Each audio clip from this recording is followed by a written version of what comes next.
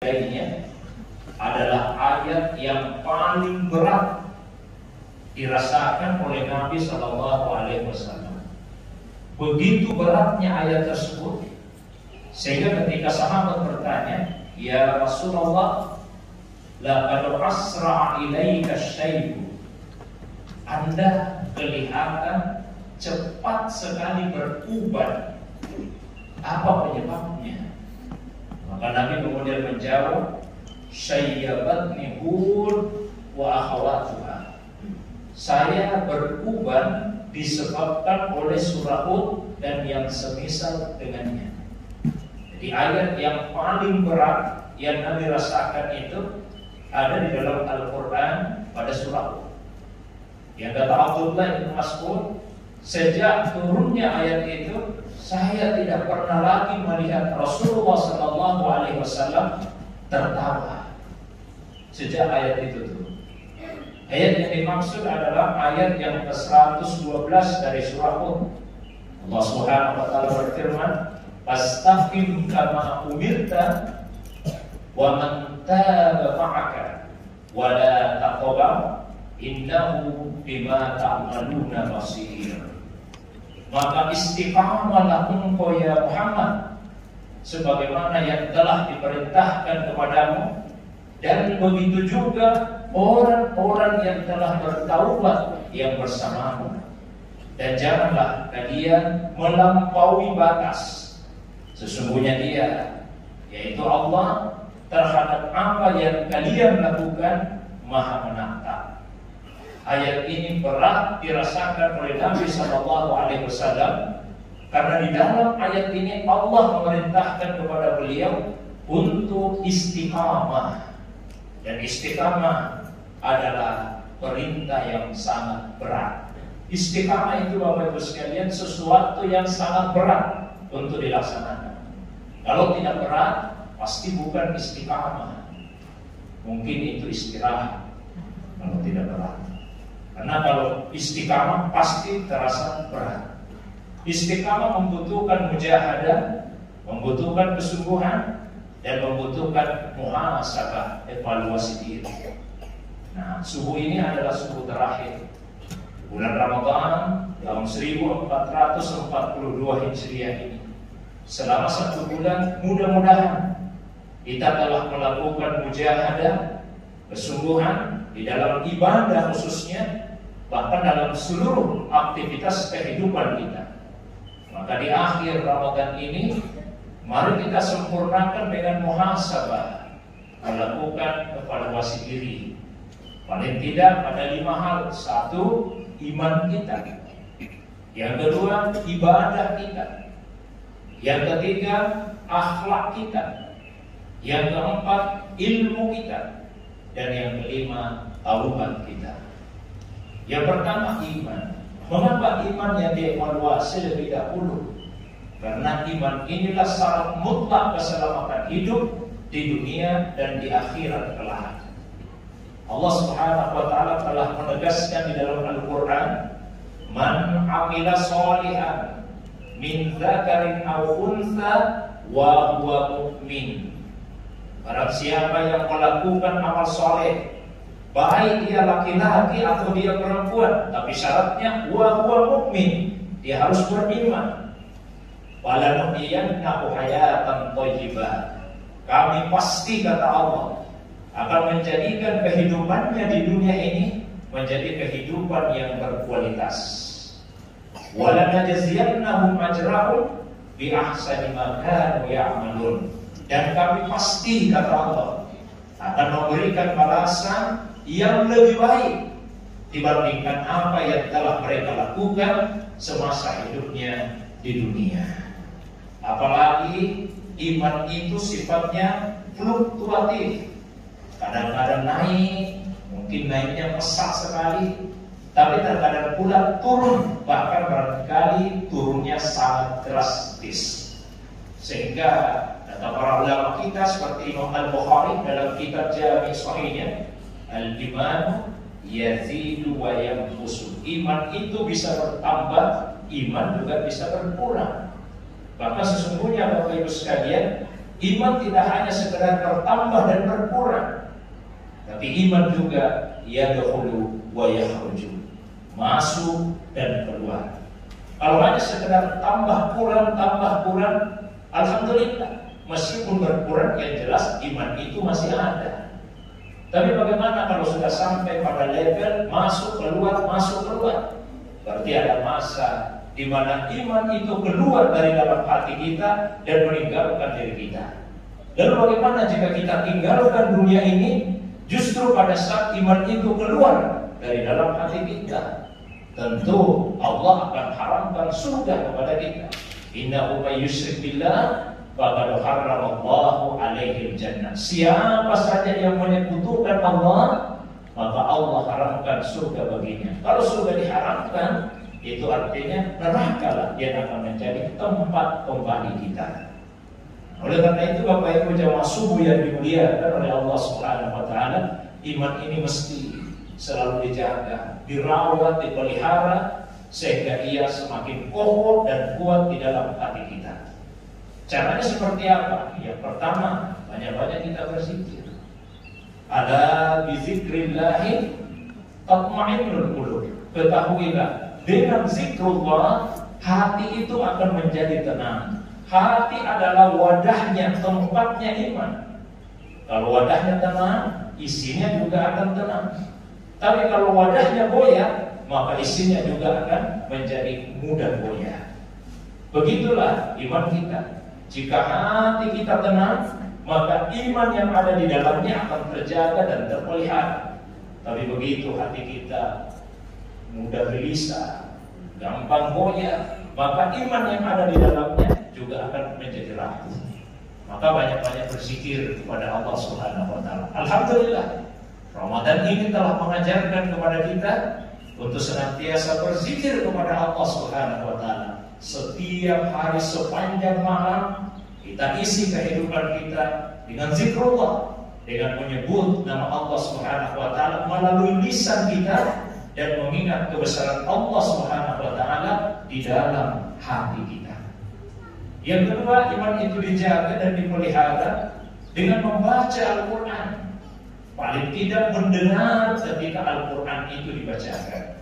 Wa idza tuliyat alaihim ayatuhu zadatuhum imana.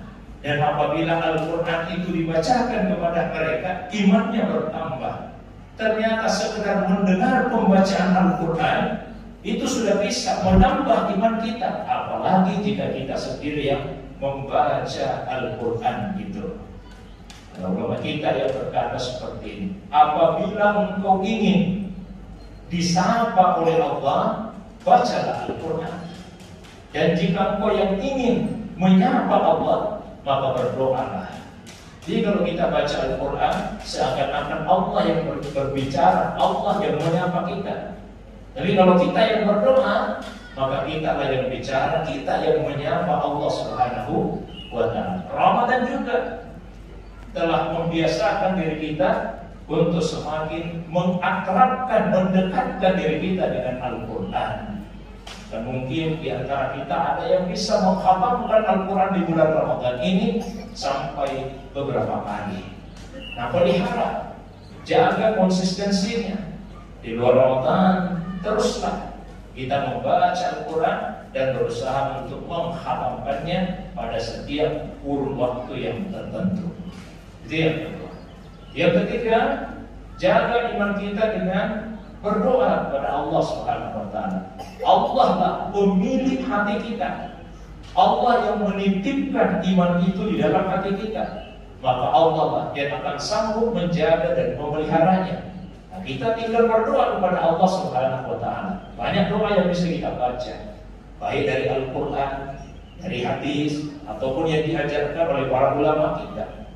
Kalau kita mau membaca doa yang diambil dari Al-Qur'an, di awal-awal surah Al-Imran, Rabbana la tuzigh qulubana ba'da idh hadaitana wa hab lana min ladunka rahmah innaka antal wahhab. Tuhan kami, janganlah Engkau gelincirkan hati-hati kami setelah Engkau memberikan hidayah iman kepada kami. Karuniakanlah kepada kami rahmat dari sisimu. Sesungguhnya Engkau lah yang maha pemberi rahmat. Jadi kita memohon kepada Allah dalam doa tadi supaya hati-hati kita yang sudah dititipi iman oleh Allah tidak tergelincir lagi. Bukankah dalam kehidupan ini kadang kita mendengar ada orang yang tadinya dia beriman, lahir dari keluarga muslim, sampai dia dewasa masih muslim, tapi ternyata setelah dewasa kemudian imannya goyah, keluar dari Islam, murtad, meninggalkan agama ini, tergelincir dari hidayah. Tidak ada jaminan Bapak Ibu sekalian bahwa selamanya kita akan berada dalam hidayah keimanan tersebut. Teruslah kita meminta kepada Allah agar hidayah itu ditetapkan dan dikokohkan pada diri kita, sehingga setiap hari minimal 17 kali kita memohon itu kepada Allah Subhanahu wa taala. Asalkan kita jaga salat wajib saja. Di setiap rakaat kita wajib membaca surah Al-Fatihah, dan di salah satu ayatnya kita memohon kepada Allah Subhanahu wa taala, ihdinas siratal mustaqim. Berikanlah kepada kami hidayah berupa jalan yang lurus. Terus menerus kita mohon hidayah. Karena hidayah itu sekali lagi tidak ada jaminan akan lestari kita miliki, dan hidayah bisa bertambah dan juga bisa berkurang. Sehingga ketika kita memohon beri kami hidayah, maknanya dua, tetapkan kami dalam hidayah itu dan tambah hidayahmu ya Allah. Yang keempat, iman itu dijaga dan dipelihara dengan cara bergaul, berteman, bersahabat dengan sesama orang yang beriman. Karena dengan siapa kita bergaul sehari-hari pasti akan memberikan warna dalam kehidupan kita. Siapa yang berteman dengan penjual parfum, penjual minyak wangi, kata Nabi, wangi-wanginya akan mengenainya. Siapa yang berteman dengan tukang las, bau-bau besi juga akan mengenainya. Ini bukan perbandingan antara penjual parfum dengan tukang las, tidak. Tapi yang Nabi tekankan adalah pengaruh dari siapa yang kita temani dalam kehidupan keseharian ini, dalam kehidupan kita pasti akan memberikan pengaruh besar atau sedikit.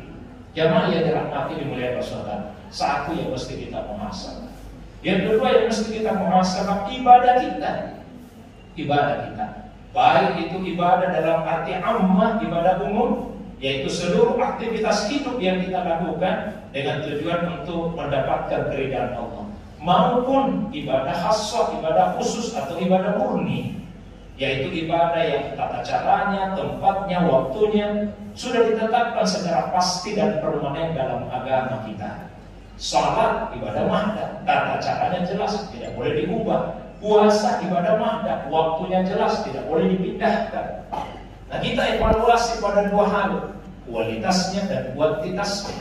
Kuantitas atau jumlahnya, tidak boleh kita merasa cukup hanya dengan yang wajib saja. Tapi sempurnakanlah dengan ibadah-ibadah sunnah. Ramadan berakhir, puasanya jangan ikut berakhir. Ulama mengingatkan, kunu rabbaniyin wala takunu ramadhaniyin. Jadilah kalian penyembah Allah, janganlah menjadi hanya sekedar pemuja-pemuja Ramadan. Kalau kita hanya sekedar menjadi ramadhaniyin, pemuja-pemuja Ramadan berakhir, ibadah juga berhenti. Karena yang kita puja-puja hanya Ramadan. Tapi kalau kita menjadi rabbaniyin, pemuja penyembah Allah, meskipun Ramadan berakhir, ibadah akan tetap dilanjutkan. Paling minimal, kalau kaitannya dengan puasa, usahakan tetap puasa sunnah. 1 hari saja dalam 1 bulan. 1 hari saja dalam 1 bulan. Itu yang diwasiatkan oleh Nabi. Ada seorang sahabat dari perkampungan Bahiliyah datang menghadap kepada Rasul lalu bertanya, ya Rasulullah, ata'arifuni, wahai utusan Allah, apakah engkau masih mengenaliku? Nabi bertanya, tidak. Kamu siapa? Ya Rasulullah, ji'tuka fil amil awal, saya kan juga datang menemuimu tahun lalu. Nabi bertanya sekali lagi, oh iya betul, tapi kondisimu sudah sangat berubah. Tahun lalu kamu masih sehat, kelihatan segar, gemuk, kok sekarang jadi kurus begini? Apa yang membuat keadaanmu berubah? Kata sahabat tadi, bagaimana? Saya tidak berubah ya Rasulullah. Sejak saya meninggalkanmu tahun lalu sampai hari ini, saya tidak pernah makan kecuali di malam hari. Maksudnya apa? Saya puasa terus 1 tahun ini ya Rasulullah. Nabi bukannya memuji, malah Nabi tegur. Kata Nabi, lima azab tanassa. Mengapa engkau menyiksa diri sampai sebegitu rupa? Sum sahra sabri. Cukuplah bagimu puasa di bulan kesabaran, yaitu bulan Ramadan. Dan kalau ingin puasa sunnah, wa yauman min kulli syahr. Cukuplah 1 hari saja dalam 1 bulan.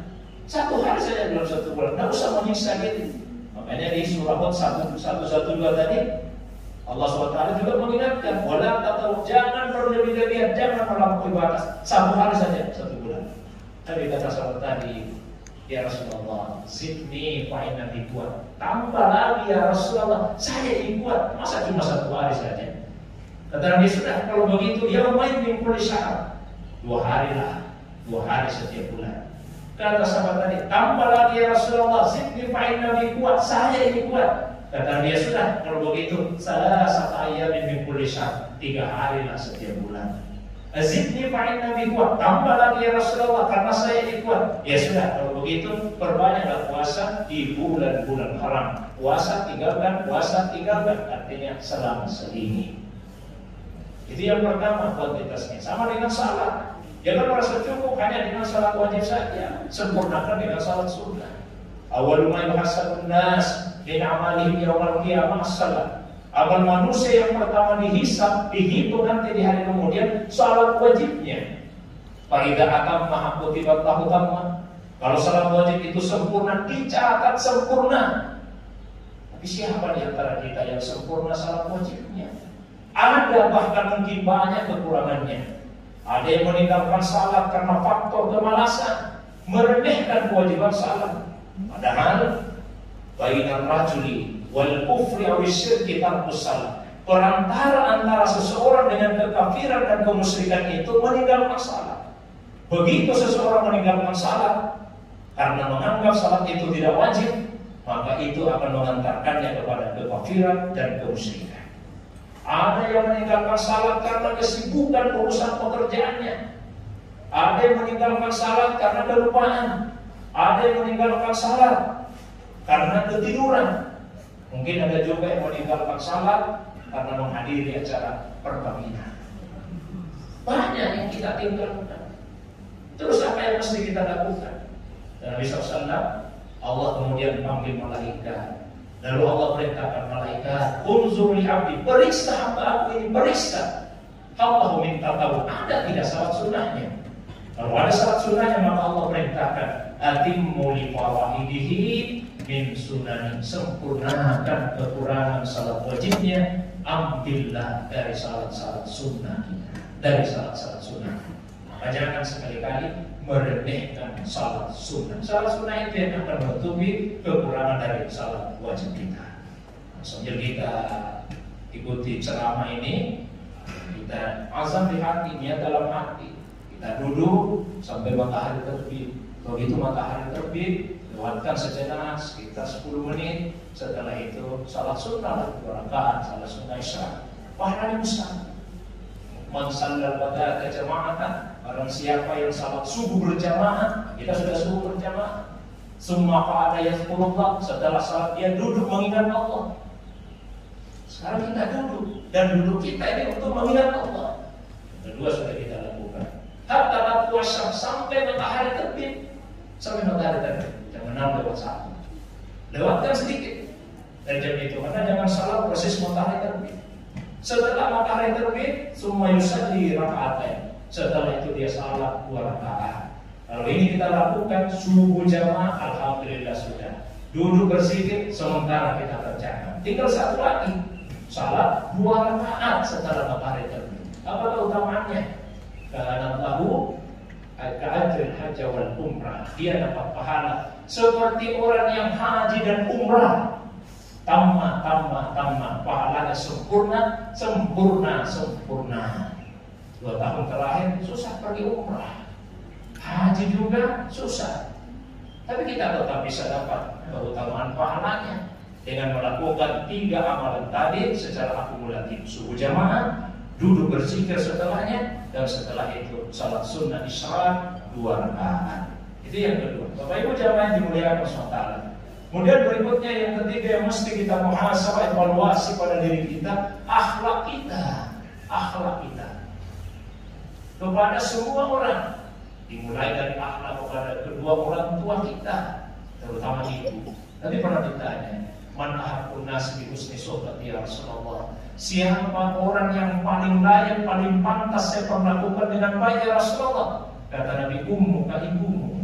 Summa setelah ibu siapa ya Rasulullah? Setelah ibu, ibumu lagi. Nanti setelah 3 kali baru Rasulullah menjawab, setelah itu baru bapakmu. Mengapa Rasulullah SAW menempatkan ibu 3 derajat, 3 tingkat di atas bapak? Karena ada 3 hal yang cuma ibu-ibu yang pernah merasakan susahnya. Kita yang laki-laki tidak pernah merasakan susahnya. Yang pertama, hamil. Cuma ibu yang merasakan bagaimana susahnya hamil. Apalagi kalau sampai ngidam, susah, berat. Kita tidak pernah merasakan susahnya hamil. Yang kita tahu cuma menghamili saja. Ibu-ibu yang merasakan susahnya hamil. Kemudian yang kedua, melahirkan. Ketika seorang perempuan melahirkan anaknya, perjuangan antara hidup dan mati. Sehingga sampai ada bahasa 1 kakinya di dunia, 1 kakinya di kubur, di dalam kubur. Salah-salah bisa meninggal. Kita yang laki-laki tidak pernah merasakan bagaimana beratnya, bagaimana susahnya ketika seorang perempuan itu melahirkan. Kita lihat istri yang melahirkan, sebentar lagi. Kita cuma bisa berkata-kata istri yang merasakan susahnya. Saya tahu karena istri saya baru 6 kali melahirkan. Dan setiap selesai melahirkan terakhir ini. Alhamdulillah belum terakhir juga sampai 6 kali. Yang ketiga, cuma seorang istri, seorang ibu yang pernah merasakan susahnya menyusui. Lagi enak-enak tidur di malam hari, bayinya merengek mau menyusui, bangun lagi. Kita yang laki-laki enak-enak saja korong. Inilah 3 hal yang menjadikan Rasulullah SAW menempatkan seorang ibu 3 derajat di atas seorang bapak. Selebihnya kita sudah bisa terlibat melakukannya, memandikan anak, menyuapi anak, bermain-main bercanda dengan anak, dan seterusnya. Tapi 3 hal tadi ibu yang merasakan susahnya. Maka perbaiki akhlak kita kepada kedua orang tua kita, kepada ibu kita yang masih hidup di dunia ini, juga yang sudah meninggal. Apalagi ketika orang tua kita sudah lanjut usia. Pada saat-saat seperti itu mereka jauh lebih memperhatikan dan jauh lebih membutuhkan perhatian dari anak-anaknya. Wajar. Dalam hadis diceritakan pernah Rasulullah naik ke atas mimbar. Setiap kali beliau melangkah beliau ucapkan amin. 3 anak angka mimbarnya Nabi. Berarti 3 kali beliau ucapkan amin. Ketika di atas mimbar seorang sahabat bertanya, ya Rasulullah, mengapa Anda ucapkan amin sampai 3 kali? Kata Nabi, saya aminkan 3 macam doanya malaikat Jibril. Tidak diragukan lagi betapa dahsyatnya doa ini, mustajabnya doa ini. Bagaimana tidak? Ini yang berdoa Jibril alaihissalam, dan yang mengaminkan Rasulullah SAW. Beda kualitasnya kalau kita yang berdoa, kita yang aminkan. Ini yang berdoa Jibril, yang mengaminkan Nabi. Tidak diragukan lagi betapa doa itu akan diijabah oleh Allah Subhanahu wa taala. Apa saja doanya Jibril yang diaminkan Nabi? Jibril berdoa, semoga Allah menimpakan keburukan kepada seseorang yang mendapati Ramadan, lalu Ramadan pergi meninggalkan dirinya sementara dosanya belum diampuni. Nabi ucapkan amin. Jadi kita mesti hati-hati. Ini hari terakhir kita di bulan Ramadan. Kalau sampai Ramadan meninggalkan kita hari ini dan dosa kita belum diampuni, maka kita didoakan Jibril akan mendapatkan keburukan, dan doa itu telah diaminkan oleh Nabi SAW. Yang kedua, Jibril berdoa, semoga Allah menimpakan keburukan kepada seseorang yang mendapati kedua orang tuanya atau salah seorang di antara kedua orang tuanya dalam keadaan lanjut usia, lalu ia tidak berbakti kepada kedua orang tuanya itu. Padahal seandainya ia berbakti, amal itu saja sudah mampu memasukkannya ke dalam surga. Kita tinggal berbakti saja kepada kedua orang tua yang sudah lanjut usia, ini sudah sanggup memasukkan kita ke dalam surganya Allah Subhanahu wa Ta'ala. Maka jangan sia-siakan kesempatan. Kalau orang tua kita masih hidup, apalagi dalam usia yang sangat lanjut, berikan perhatian yang maksimal kepada mereka. Berikan perhatian yang sungguh-sungguh, kasih sayang yang tulus kepada orang tua kita. Tahun ini ada pelarangan mudik, kita hargai, kita hormati, itu demi keselamatan kita. Akan tetapi paling tidak tetaplah hubungi telepon orang tua kita. Mereka jauh lebih membutuhkan perhatian kita daripada materi. Yang kita mengatakan, saya selalu kirimkan uang, saya selalu kirimkan barang dan sebagainya. Mereka jauh lebih membutuhkan perhatian kita daripada materi yang kita kirimkan itu. Perbaiki akhlak kita kepada orang tua kita. Apalagi jika sudah meninggal, jangan lupa untuk mendoakan mereka. Setiap kali kita berdoa, selesai sholat, begitu kita teringat, berdoa kepada Allah. Kirimkan surah Al-Fatihah. Rabbi ghfirli wa li walidayya warhamhuma kama rabbayani shaghira. Ini mah Tuhan, ampuni dosaku, dosa kedua orang tuaku. Sayangi mereka berdua ya Allah, karena mereka berdua telah sangat menyayangiku, terutama ketika aku masih kecil. Perbaiki akhlak kita kepada istri, perbaiki akhlakku kepada suami, perbaiki akhlak kita kepada anak-anak kita dan seterusnya. Yang keempat yang mesti kita evaluasi pada diri kita, ilmu. Tidak boleh kita merasa cukup, tidak boleh kita merasa puas dengan ilmu yang sudah kita miliki. Sungguh ilmu Allah sangat luas. Yang dikaruniakan kepada manusia barulah sebagian kecil. Ramadan berakhir, jangan hentikan mengikuti pengajian, mendengar ceramah. Semakin giat kita untuk menambah ilmu di luar Ramadan. Dan yang terakhir mesti kita evaluasi taubat kita. Semua manusia kecuali Rasul yang maksum, kecuali anak kecil yang belum balik, ya, pasti pernah melakukan perbuatan dosa. Seandainya saya bertanya, siapa di antara bapak-bapak, ibu-ibu, termasuk saya, yang merasa dirinya tidak punya dosa, silahkan angkat tangan. Kalau ada yang merasa tidak punya dosa, silahkan angkat tangan. Kalau ada yang berani angkat tangan, yakinlah orang itu sudah bertambah lagi dosanya. Dia sudah berani mengaku tidak punya dosa, pasti ada dosanya. Karena itu Bapak Ibu sekalian, sungguh-sungguh kita bertaubat kepada Allah Subhanahu wa Ta'ala. Allah sudah menjanjikan dalam Al-Quran. Kalau tadi Hud 112 itu ayat yang paling berat, sebaliknya ada ayat dalam Al-Quran yang paling memberikan pengharapan kepada manusia. Ayat yang paling memberikan pengharapan. Ayat itu adalah surah Zumar ayat 53. Allah berjanji, "Qul ya ibadiyalladzina asrafu ala anfusihim la taqnatu min rahmatillah innallaha yaghfiru dzunuba jami'a." Katakanlah, wahai hamba-hambaku yang sudah melampaui batas, melakukan begitu banyak dosa, terjerumus ke dalam kemaksiatan, tapi kata Allah Subhanahu wa Ta'ala, jangan pernah putus asa dari kasih sayang Allah. Jangan putus asa. Bagaimanapun banyaknya dosa yang kita lakukan, besarnya maksiat yang telah kita lakukan, jangan pernah putus asa dari kasih sayang Allah. Setelah itu Allah berjanji, innallaha yaghfiru dzunuba jami'a. Sesungguhnya Allah akan mengampuni dosa-dosa semuanya. Inilah janji yang paling memberikan pengharapan kepada kita semua. Mari sama-sama kita memohon ampunan kepada Allah SWT. Amin ya rabbal alamin.